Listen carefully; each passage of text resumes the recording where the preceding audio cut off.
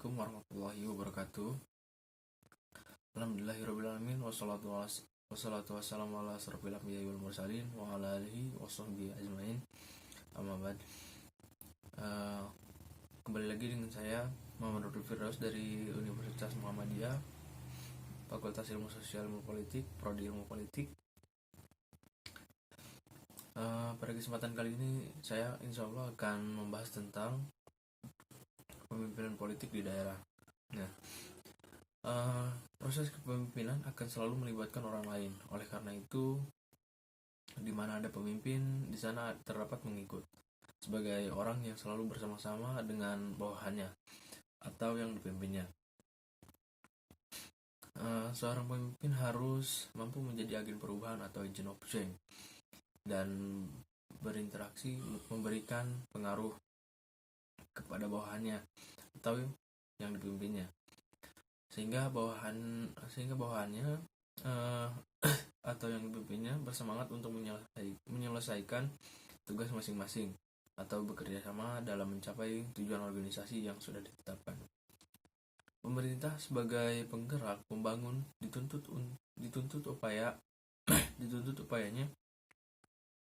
untuk dapat menggerakkan masyarakat pada kemandirian, menempuh dan menumbuh kembangkan rasa persatuan dan kesatuan bangsa. Memberikan pelayanan umum yang sebaik-baiknya dan maksimal.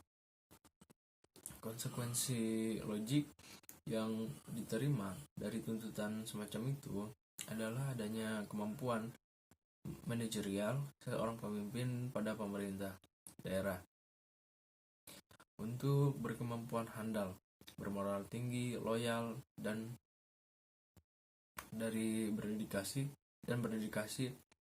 dalam memanfaatkan secara maksimal profesi yang dimiliki, ditujukan untuk kepentingan masyarakat.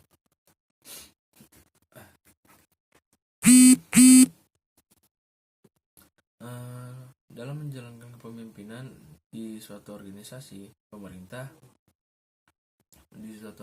pemerintahan akan menghadapi permasalahan kompleks untuk mencapai tujuan. Teori-teori atau ide-ide kepemimpinan pada era otonomi daerah ini harus dimiliki oleh pemimpin agar dapat menerapkan kepemimpinan yang seefektif mungkin. Kurang-kurangnya ada dua jenis kepemimpinan dalam bidang pemerintahan, yakni kepemimpinan organisasional dan kepemimpinan sosial. Nah, kepemimpinan organisasional timbul karena bersangkutan menjadi pemimpin unit organisasi dengan pengikut sebagai bawahan yang patuh dengan berbagai ikatan norma-norma organisasi formal. Dimensi administratif pada kepemimpinan organisasional lebih dominan daripada dimensi sosial maupun politik, serta biasanya dapat menggunakan fasilitas manajerial seperti kewenangan, dana, personil, logistik, dan sebagainya. Sedangkan kepemimpinan sosial timbul karena kapasitas dan kualitas pribadinya dalam menggerakkan bawahannya, di mana dimensi sosial dan politik lebih dominan daripada dimensi administratifnya.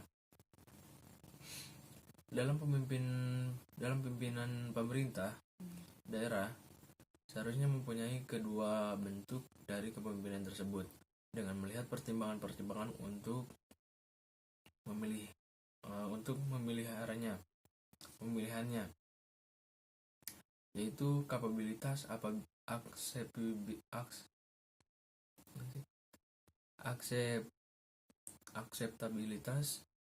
dan kompabilitas. Secara singkat, kapabilitas adalah gambaran kemampuan diri sepemimpin baik intelektual maupun moral yang dapat dilihat dari catatan jejak atau track record pendidikannya maupun jejak sikap dan perilakunya selama ini. Pemimpin yang baik akan muncul secara tiba-tiba, tetapi melalui proses perjalanan yang panjang. Selain pertimbangan kapabilitas, pertimbangan lain, akseptabilitas, yaitu gambaran tingkat penerimaan pengikut terhadap kehadiran pemimpin. Semakin banyak pengikut yang menerima dengan baik kehadirannya, maka semakin kuat besar peluang yang bersangkutan menjadi pemimpin. Pengaruh lainnya yang tidak kalah penting adalah kompatibilitas, yaitu kemampuan untuk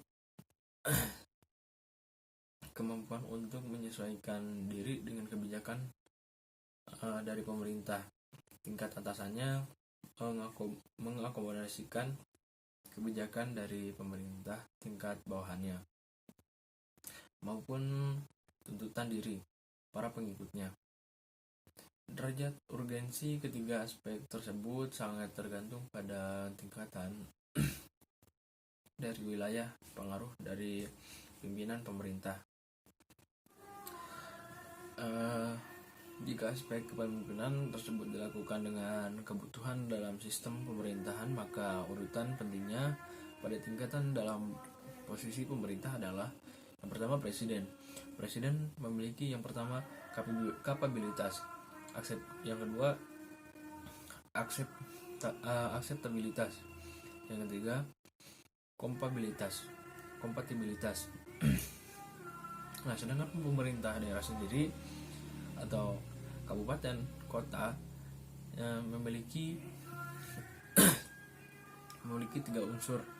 Yang pertama akseptabilitas, yang kedua kapabilitas, yang ketiga kompatibilitas. Seperti itu.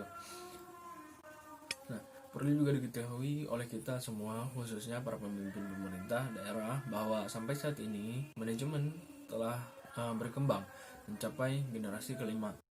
Adapun perkembangannya adalah sebagai berikut.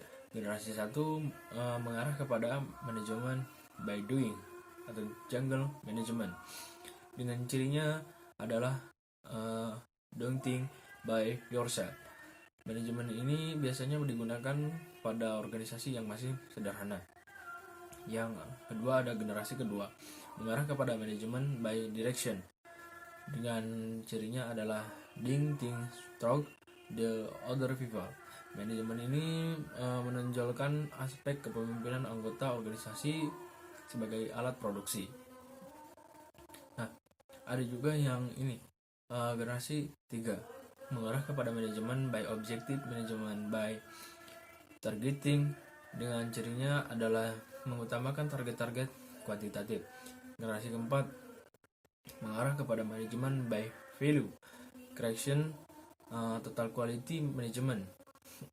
Dengan cirinya adalah mengutamakan target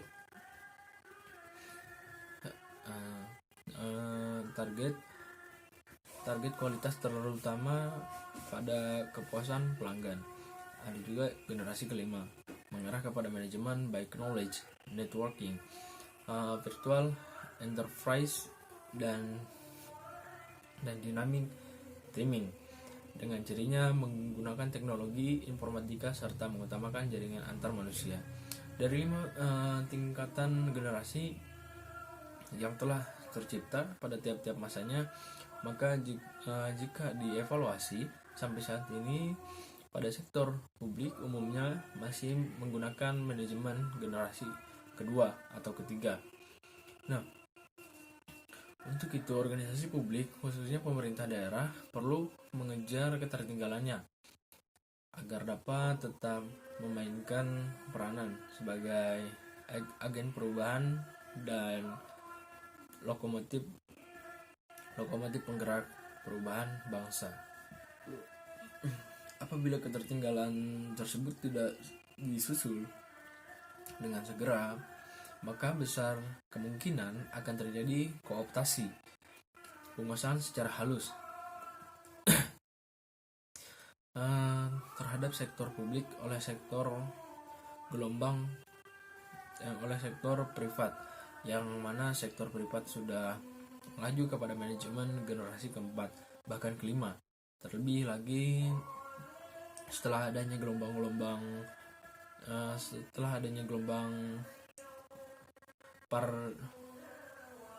privatisasi, peranan sektor privat menjadi sangat dominan.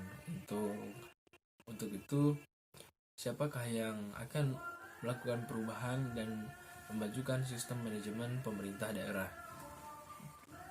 Jawabannya adalah pemimpin. Seperti itu.